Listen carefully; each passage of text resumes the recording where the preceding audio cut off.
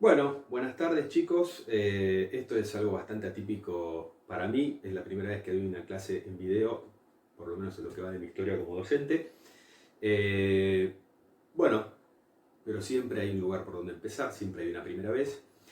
Y bueno, ya que nos encontramos en este momento tan especial creado por este virus, este coronavirus que nos tiene a todos acuarentenados, bueno, voy a hacer un esfuerzo para tratar de comunicar algunas cosas en un cortito video, ¿sí? Para que no se haga muy aburrido, ¿sí?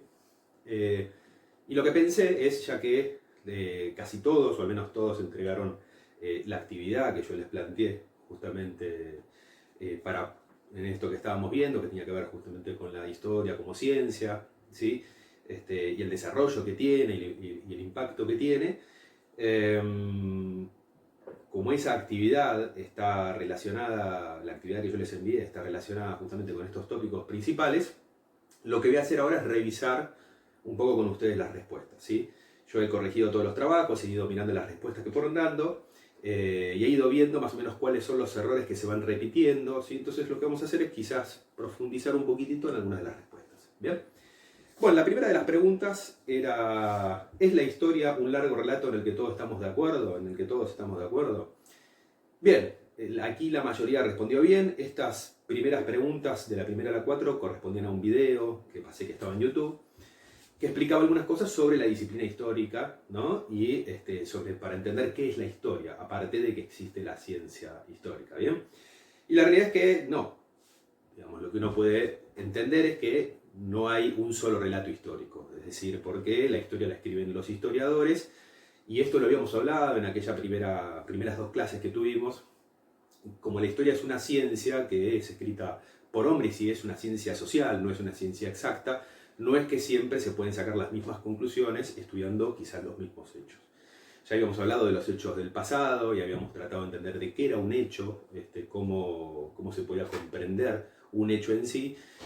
Habíamos hecho la diferenciación con un proceso, ¿sí? Es decir, un conjunto de hechos que responden a ciertas características que los pueden enmarcar en un mismo proceso, ¿bien? Pero la respuesta a esta primera pregunta, es decir, ¿es un largo relato en el que todos podemos estar de acuerdo? La realidad es que no, ¿sí? Hay de alguna manera tantos relatos como historiadores han escrito, ¿bien? Y seguramente las conclusiones que los diferentes historiadores van sacando, van obteniendo a partir de un estudio metódico, a veces más metódico y a veces menos metódico, ¿sí? Fueron sacando diferentes conclusiones, ¿no? Entonces, esa sumatoria, digamos, del relato puede dar lugar a una comprensión más acabada. Ahora vamos a volver un poquito sobre esto, justamente de los hechos del pasado, ¿bien? ¿De qué forma resulta que la historia tiene impacto en nuestras vidas? Bueno, de esto hablamos bastante, hablamos un poco de cómo iba a ser el programa. Nosotros íbamos a estudiar, íbamos a comenzar estudiando historia antigua, ¿no? Y yo trataba de darles algunas visiones preliminares de por qué la historia antigua puede ser importante, por qué Grecia, por qué Roma puede ser importante. Bueno, esas dos civilizaciones que acabo de mencionar tienen casualmente mucho impacto en nuestras vidas porque de ahí se desprenden cuestiones como la filosofía, como el derecho, como nuestra forma de ver el mundo, ¿sí?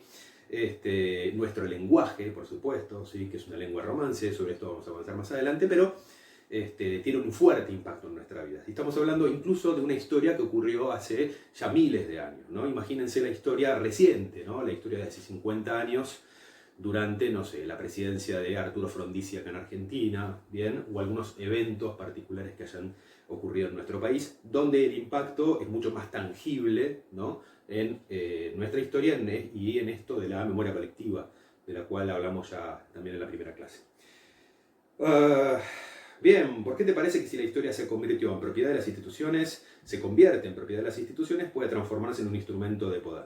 ¿Qué significa esto? Bueno, claramente las instituciones forman parte del Estado. Cuando se habla de las instituciones se habla justamente del Estado. Y el Estado es ese gran órgano que una sociedad se da a sí mismo para regularse, para reglamentarse, para ordenarse, ¿sí? Hay una definición interesante de Estado que dice que el Estado es la forma de organizar la nación, ¿no? La nación viene antes que el Estado. La nación son las personas y el Estado es grosso modo, una forma de organizar, ¿no? esa nación, ese conjunto de personas. Bien, los estados tienen instituciones y muchas veces los estados, por supuesto, nosotros vivimos en un estado democrático, algo creo que ya mencionamos en este caso cuando hablamos de democracia, pero vivimos en un estado que tiene un montón de instituciones, entre las cuales, por ejemplo, está la escuela, ¿no? Y si, obviamente, las instituciones responden generalmente a una determinada línea, ¿sí? Que, por ejemplo, en el caso de las escuelas, baja desde el Ministerio de Educación.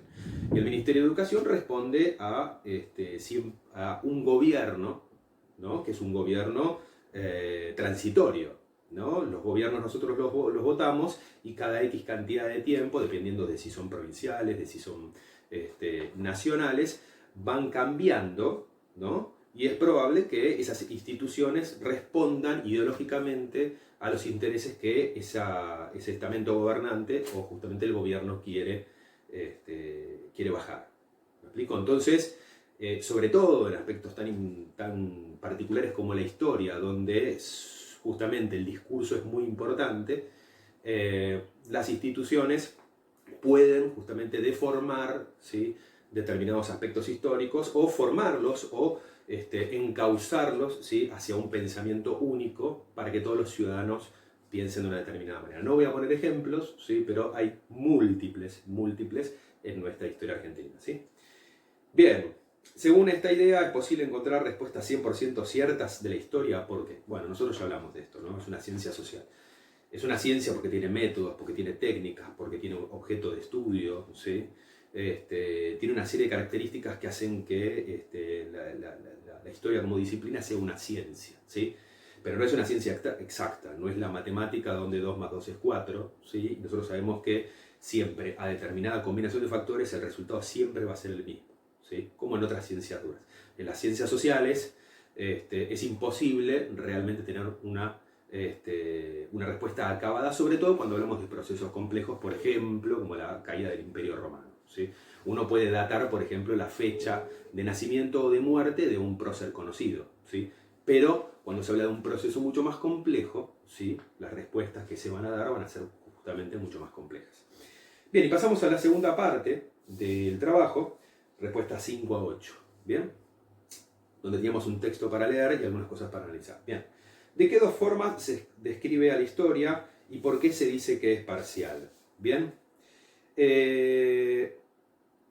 Hablamos justamente de la historia, entendiendo, digamos, las dos formas serían en sí la historia como entendiendo todo lo que pasó antes, ¿sí?, todos los hechos del pasado, y después la historia como ciencia, como disciplina, ¿sí?, como una disciplina que tiene, como ya lo dije antes, métodos, técnicas específicas para abordar el estudio de su objeto de estudio, valga la redundancia. Bien, y la historia, ¿sí?, es todo lo que pasó antes, ¿sí?, pero ese todo lo que pasó antes es demasiado difuso, ¿sí? El objeto de estudio de la historia son los hechos del pasado, pero es comprensible entender que no todos los hechos del pasado tienen importancia para formar un relato histórico que pueda tener validez para toda una sociedad, ¿sí? Por ejemplo, lo que yo comí hace 2 semanas seguramente no le va a importar a nadie, ¿sí? Es más, muy probablemente, si no le causó ningún malestar que haya provocado que perdiera alguna batalla, lo que almorzó en determinado momento San Martín o Belgrano,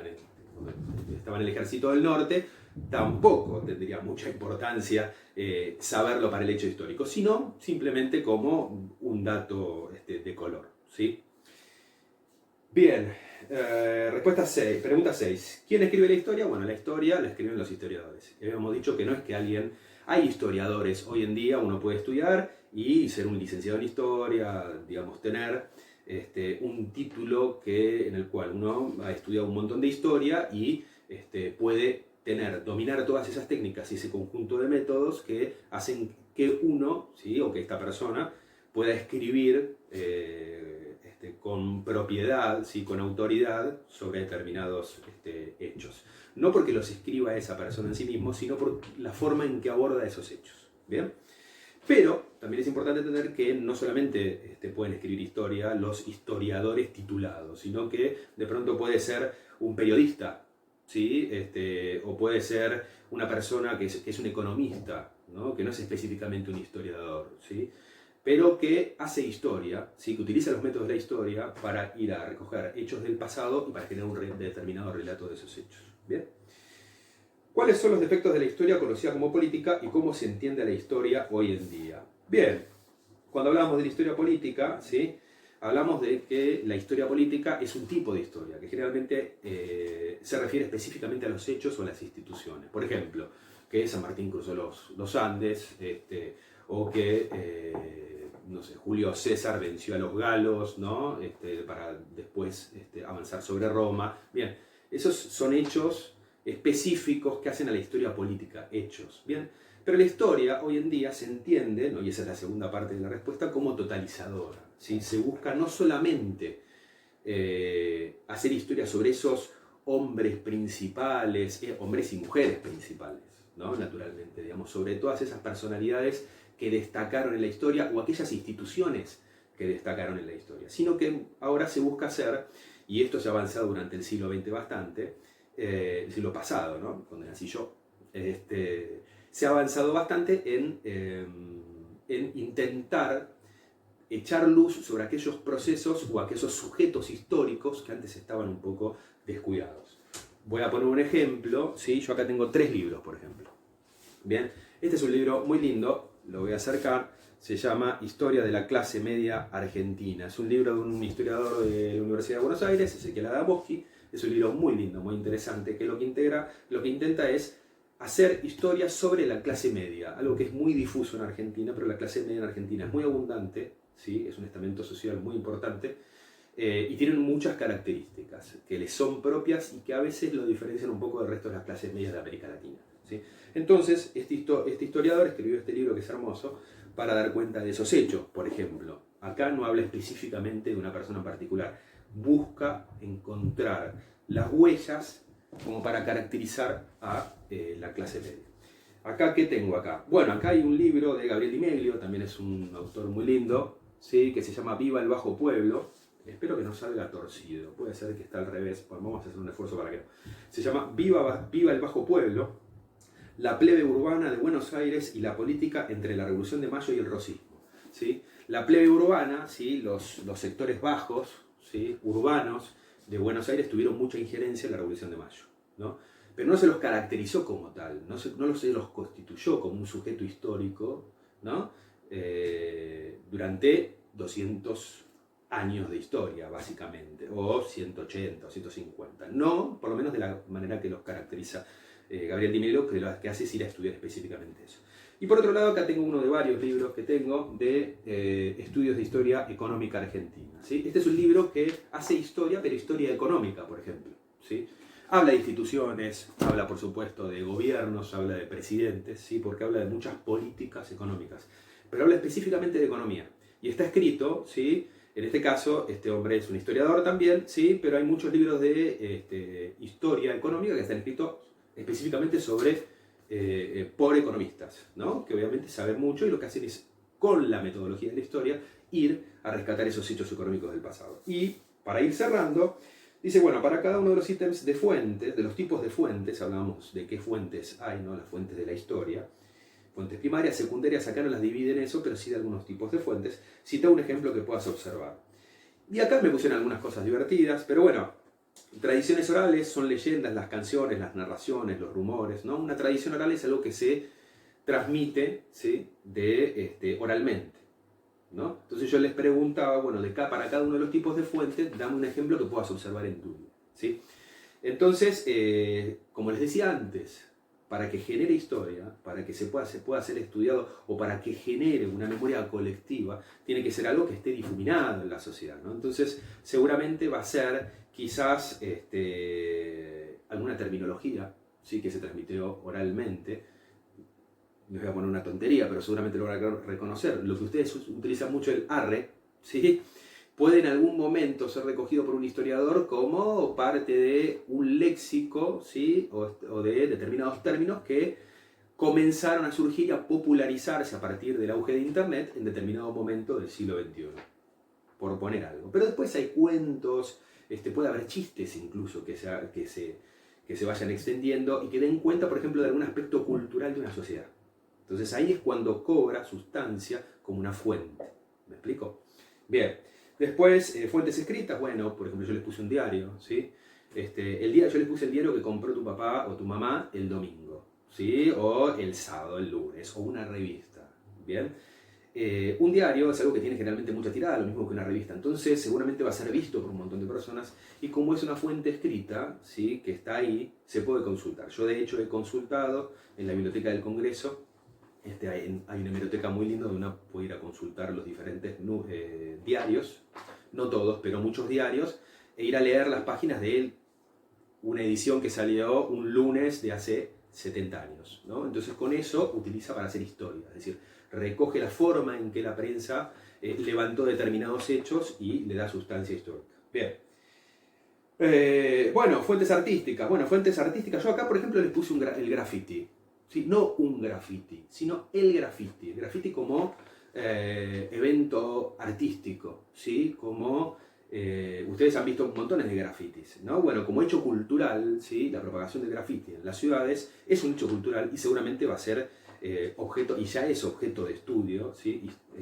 Como para comprender determinados aspectos culturales de una determinada sociedad generalmente urbana, ¿sí? En determinado momento. ¿Bien? Y por último, las reproducciones, que pueden tener que ver, por supuesto, con las fotografías y demás. Para este caso, Internet nos va a dar seguramente mucha tela para cortar a lo largo de los años que están por venir. Bueno, clase online duró 16-17 minutos, es un poco larga, yo sé, quería que dure 11-12 minutos, pero bueno, espero que les haya divertido. No sé cuándo nos vamos a ver, espero que nos veamos pronto porque a mí me gusta dar clase con ustedes, me gusta mirarlos a los ojos, como a ustedes les gusta mirarse a los ojos con sus amigos, con sus padres, con sus mascotas, que las mascotas las tienen, ¿no? Pero con sus amigos, con todos aquellos que no podemos divertirnos, bueno, a mí me gusta dar clase con los alumnos y divertirme, que haya preguntas. Pero bueno, tenemos que optar por este nuevo formato, espero no haber sido reembolante y que se hayan divertido con esto, y bueno, si funciona, lo vamos a seguir haciendo. Chau, chau.